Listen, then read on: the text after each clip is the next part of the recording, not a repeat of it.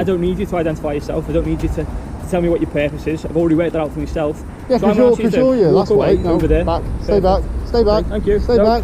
Over no, there. don't put your hands on me. I'm not putting your hands on you. You're now walking the road, aren't you? I'm putting in a claim if you... I'm going to carry on doing this until if you touch me, I will be putting in a civil claim against you. I haven't touched you. Welcome back to Operation Audit, where we examine police conduct, public filming, and the boundaries of official authority. Today's footage comes from the Gwent Auditor, and a link to the original channel is available in the description. The Auditor was flying a drone near a police station when an officer approached, raising concerns about possible obstruction in public safety. The officer repeatedly asked him to move onto the pavement, while the Auditor argued he could move if emergency vehicles needed access. The officer then requested his personal details but initially refused to provide his own caller number, leading to further disagreement. The encounter became more tense after a brief physical confrontation and personal exchanges. What started as a discussion about filming and access quickly escalated, raising questions about whether any actual obstruction had taken place. Yeah, not too bad, how are you? Yeah, not too bad. Mate, all I ask, if you want to film, quite entitled to No do so. Can I just ask that you remain on the pavement over there? Could you identify yourself, please? I don't need to. Yeah, you do. I'm in a police station. I can't see your... Oh, if you want to stand there, because you're going to be obstructing a highway here, aren't you? Because people are people are using this all the time. No, because I'm standing out of the way. If a vehicle comes, I'll move out the way. You're not stood there, are you? So if you remain over here, you'll probably get a better view of people coming in and out, won't you? Yeah, but I can move out the way if there's a vehicle coming. Oh, okay. And what's it, PC 1165? Well, you can read then. Well, you are supposed to verbally identify yourself. I don't need to. You're not detained for any reason. So what I'm asking you to do is just obviously step over there. Like I say, you can get a great view of people coming. Don't get so close either, you're getting a bit close. Well, you're still in the road, I've asked you twice now. You're getting a bit close. So just carry on walking this way. You're getting too close. Okay, so carry on walking this way. Thank you. My hands are in my pocket, so I'm not causing any... Stay 6 feet back. I don't need to stay 6 feet back. So you're now walking in the middle of the road, aren't you? Which I've asked yeah, because you're coming closer to me, that's why. So please stand on the pavement there, and you'll get a better view, won't you? I can stand where I like. I don't need you to identify yourself, I don't need you to... The exchange remains noticeably tense as the officer repeatedly tells the cameraman to move onto the pavement, arguing that his position could amount to an obstruction of the highway. The cameraman disagrees, explaining that he is not preventing anyone from passing and that he would move immediately if a vehicle needed to come through. Another point of contention arises when the officer requests the cameraman's details before providing his own caller number, leading to questions about whether the identification process is being applied fairly. Despite the pressure of the conversation, the cameraman remains composed and continues to explain his position without becoming confrontational. He makes the point that recording from a public area is generally lawful, provided he is not actually causing an obstruction or committing another offense. Throughout the encounter, the officer's approach appears increasingly forceful, while the cameraman keeps his response measured and avoids unnecessarily escalating the situation.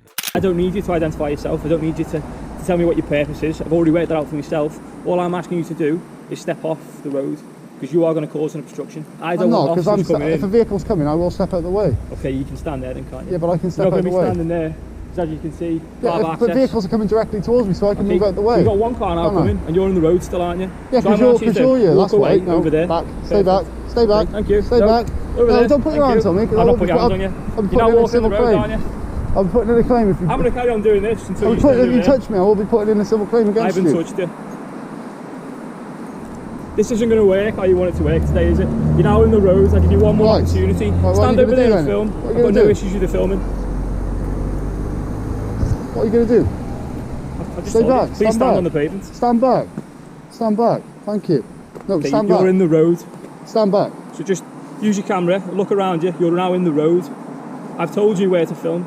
I have said, film there, you'll get a better view. You're now in the road. I can stand where I want to. The disagreement now becomes more focused on authority, procedure, and the officer's reasons for intervening. The cameraman refers to speaking with his solicitor, while the officer responds firmly, making it clear that he does not believe he needs outside advice on how to carry out his duties. He then attempts to clarify that filming a police station is not in itself the problem. According to the officer, he regularly encounters people recording police facilities and has no objection to the act of filming. His concern, he says, is specifically the cameraman's position in the roadway and the potential obstruction that could result.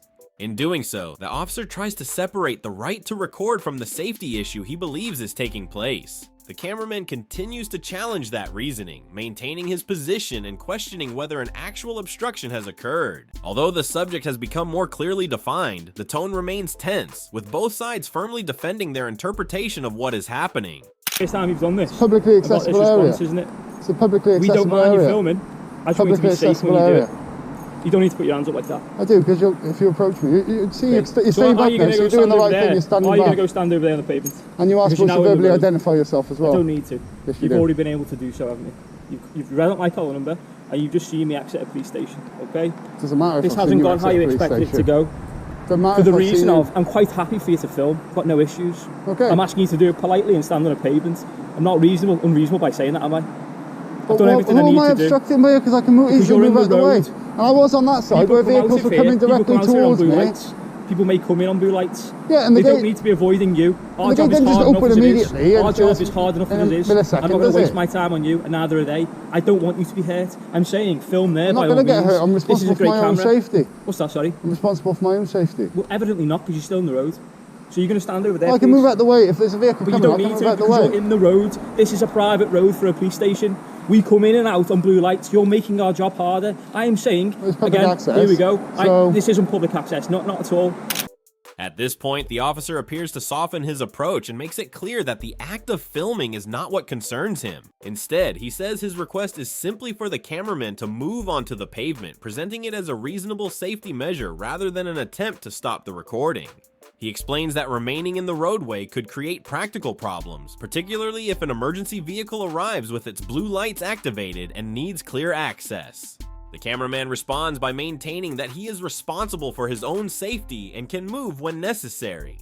The officer challenges that argument, pointing out that the cameraman is still standing in the road despite the risks he has already identified. The exchange therefore shifts toward a disagreement over safety rather than the right to film itself. The officer appears to be trying to explain and justify his concerns in more measured terms, while the cameraman continues to stand his ground and maintains that he can respond appropriately if a vehicle approaches. Unless you've got a committed reason to come here, you will not be here. Right. I'm not saying you can't film, I'm just saying do it in a safe place. Okay. Which I think we can both agree on is fair. If you stand there, I will leave. If I find that the gatehouse there, if they tell me that you're back and you're in the middle of the road, we'll have to progress it further, won't we? But I don't want that to happen. What are you going to do? What are you going to do? I don't need to explain what I'm going to do because you do this every day. I'm embarrassed for you. It doesn't make sense. I'm trying to tell you, I will leave. If you do anything, then that... Yeah, I'd be embarrassed for you, yeah, because I'd be taking you... I'd be putting a civil claim against you. It's not going to go to that, is it? Because it doesn't need to. No, it doesn't need to, exactly. And we can both come to a common understanding, and you need to stand there. So are you going to stand there? Don't do anything. I'm not going to do anything, because you know what's going to happen, I'll carry on walking you to the pavement. You know what's going to happen? Go on, tell me what's going to happen. I will be putting in a civil claim against you. Great, how will you do that? The conversation becomes more confrontational as the officer places greater emphasis on the police vehicles that regularly enter and leave the area, particularly units responding with blue lights. His position is that someone standing in the roadway could make those movements more difficult and potentially create a safety issue. He also questions whether the location being filmed from can be treated as completely open public access. As the disagreement continues, the discussion moves away from the original issue and becomes increasingly personal. The cameraman tells the officer that he finds the way the situation is being handled embarrassing, and the officer responds with a comment of his own. The two then begin repeating their respective positions, with both sides speaking over each other as the conversation becomes increasingly difficult to resolve. The cameraman also refers again to the possibility of pursuing a civil claim, suggesting that the disagreement could potentially continue beyond this encounter. By this stage, what started as a discussion about filming and access has developed into a much more strained exchange, with frustration clearly increasing on both sides. I'll go to my solicitor. Go on. So you know. So tell me the ins and outs of what you want to do. Come on. So if you do anything, so if you put hands on me, that's assault for a start. Yeah, well done. You unlawfully detain me, that's unlawful detention. Oh, it's okay. Well done. Under what power? Well, that's unlawful detention. I don't need to tell you. You should know as a police officer. I don't need to because you're telling me how to do my job for me. I'm interested. If you do this all the time, I'm interested. You must know there's a certain procedure because I do this all the time as well. And I haven't got any beef with anyone that wants to audit a police station. What I do have an issue with is if you block and obstruct this road. I'm not blocking anyone. You're in the road. You're in the road. I'm not right in the middle of the road, am I? You will get a better view there. It is safe there. When you're here, police officers are going to be coming in and out. Well, I was on that side and I could see what was coming over there, can't I? Directly in front of me. The main police station. If I'm coming through there and you're stood on that little pillar $13.99. how do I not know whether you're trying to get in or out? What happens if you fall? How am I going to get in there? There's about a foot drop there. It's wet on the floor, it's slippy. And then I have the issue that you broke your leg. The disagreement now becomes more focused on authority, procedure, and the officer's reasons for intervening. The cameraman refers to speaking with his solicitor, while the officer responds firmly, making it clear that he does not believe he needs outside advice on how to carry out his duties. He then attempts to clarify that filming a police station is not in itself the problem. According to the officer, he regularly encounters people recording police facilities and has no objection to the act of filming. His concern, he says, is specifically the cameraman's position in the roadway and the potential obstruction that could result. In doing so, the officer tries to separate the right to record from the safety issue he believes is taking place. The cameraman continues to challenge that reasoning, maintaining his position and questioning whether an actual obstruction has occurred. Although the subject has become more clearly defined, the tone remains tense, with both sides firmly defending their interpretation of what is happening. You can see you're struggling. It's on my camera. It's on my camera. It's on my camera. I'm not going to try and get in, am I? I'm not going to try and get in, am I? I'm not going to try and get in, am I? And move there, I'm not going to try and get in, am I? So come on, move over there. It's all on record anyway. Yeah, stand back. Don't get an issue, you know. Yeah, I will. I will. If you move, if you don't get so close to me. See, that was you because you were forcing me out to the road there. There we go. You were forcing me out to the road there, right? You happy with everything you need from me? Thank you, but there was no need. All right. There was no need to get so close to me, was there? Well, there is because there's a van coming. Yeah, but there was no need to get that close to me, was there? Next time, get your facts straight. Be a little bit more professional in what you're doing by yourself. Yeah, and you'll have a better experience with us. I think I've been really fair there. Nice. I'm trying to get you a better view. You are now, you've turned it around now, but to start off with, you came right up into my face. If you're going to come to a police station in Merseyside, expect this response. We have no issues with it. But what I do have, mate, is if you're standing there, how do I not know that you're A, trying to enter the police station unlawfully, which is an offence, B, the officer continues to focus on safety, pointing out that the ground is wet and potentially slippery and warning that a misstep could result in a serious injury, such as a broken leg. The discussion briefly becomes physical when the cameraman questions why the officer moves so close to him, while the officer explains that another person was approaching and that this influenced his actions. After that moment, the officer changes direction and begins offering what he presents as practical advice, telling the cameraman to make sure he understands the relevant facts and to approach these situations in a more professional manner. He also portrays his handling of the situation as reasonable and suggests that he is trying to give the cameraman a fair opportunity to continue what he is doing. The officer goes on to say that recording around a police station is naturally likely to attract attention from officers, while once again stressing that his main concern is not the camera itself, but the cameraman's decision to remain in the roadway. You need being on an enclosed premises, which was repealed. That was repealed.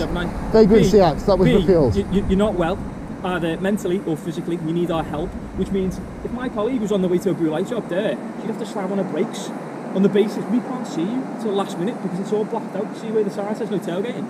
So think of what I'm trying to say now and understand why my reaction to this is please stand here, sir, because you'll get a better view of everything. That's another thing a lot of the time. That's a great camera. I don't know cameras, but I'm sure that's great. It's only everyone. Just be safe what you do. So I have seen a lot of officers who have been tailgating in Merseyside Police where it says no tailgating and they've just followed each other into the... But that's something that's forced policy. Or it's not illegal to do so, and there'll probably be a good reason. But then again, that's still a breach of policy. You need to get back and do something within there. All right, that's forced policy, so it's not something illegal. Okay, this is a private building, as you well know. It's still part of your policy. If you were to enter in there unlawfully, we'd have to deal with that, wouldn't we? But we're not going to today because I can see you're not about that. The officer then starts questioning why the cameraman is there in the first place and makes comments about his mental and physical well-being, suggesting that he may need assistance.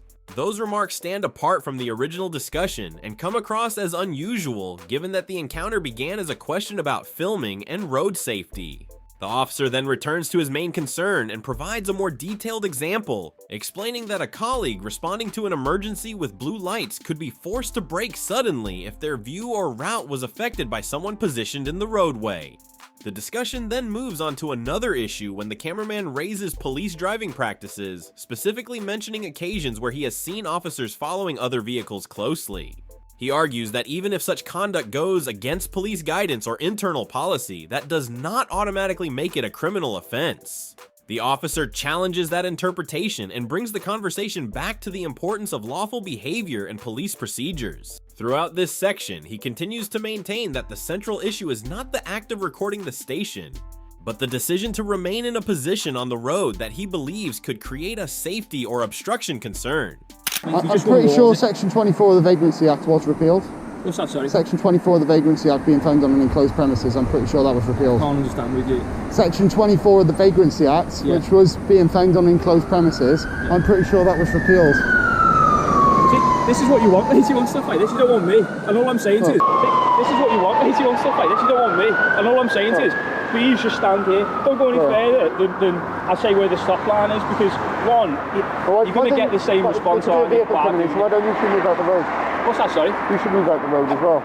You know what I'm going now? I'm just saying, you probably get a better day here, either standing on the opposite side, which is what the other auditors usually do, and then you get blue lights coming in and out. So what if you're stood in the road? Is it one rule for you, a different rule for me? Is it, why don't you step out the road as well? The cameraman then challenges the officer's reference to Section 24 of the Vagrancy Act, pointing out that the particular provision has been repealed and questioning whether it can legitimately be relied upon in this situation. This takes the discussion beyond the officer's earlier safety argument, with the cameraman now directly questioning the legal foundation behind the interaction. Rather than addressing that specific point in detail, the officer redirects the conversation back to where the cameraman is standing. He suggests moving across to the opposite side where people would normally position themselves, and once again refers to the possibility of police vehicles approaching with blue lights. The two sides therefore remain focused on different aspects of the dispute. The cameraman is challenging the accuracy and relevance of the legal powers being mentioned, while the officer continues to emphasize safety, positioning, and police procedure. Neither side appears willing to concede, leaving the disagreement unresolved and increasingly centered on the difference between legal authority and operational safety concerns. I'm moving now, I'm just trying to be reasonable with it. Now that you've done what I asked for, I'm trying to use a bit of, respect to yourself, mutual respect, isn't it? It's the way you initially approached me, you got right up close to me, that's what I didn't like. Yeah, because mate, you stood over there with the booking in. There was no need for you to get that close to me, was there? Because if a car comes in on blue lights and you get mowed over, who's responsible there? But there was no need for me, because I'm acting as a constable in the line of duty in full police uniform. Mate, why are we going back in circles here? I've asked you to do this, I'm going to leave now, and let you enjoy your day. I appreciate you got a bit close to me though, didn't you? Yeah. Well, I think you did. Because if I got too close to you, I'd have to take hands on you, and it didn't. My hands are in my pockets the whole time. Fair play to you, didn't, okay? Yeah, Andrew. As the encounter approaches its conclusion, the officer's tone becomes noticeably calmer. He acknowledges that if something were to happen while the cameraman remains there, responsibility would ultimately fall on him, while also confirming that the cameraman is permitted to continue recording as long as he remains aware of the safety risks around him. This marks a significant change from the earlier back and forth, as the officer moves away from simply directing the cameraman and instead acknowledges the responsibility involved in the situation. The tension then gradually fades as both officers leave the area, while the cameraman remains where he is and continues filming. No arrest follows, and the encounter does not develop into any further enforcement action. Although the ending is relatively quiet, it leaves the cameraman having maintained his position throughout the exchange without being detained or prevented from recording. Ultimately, the encounter concludes without a major escalation, with the original disagreement over filming, positioning, and safety simply coming to an end. If you found this breakdown useful, make sure to subscribe to Operation Audit for more real-world police encounters and accountability-focused videos.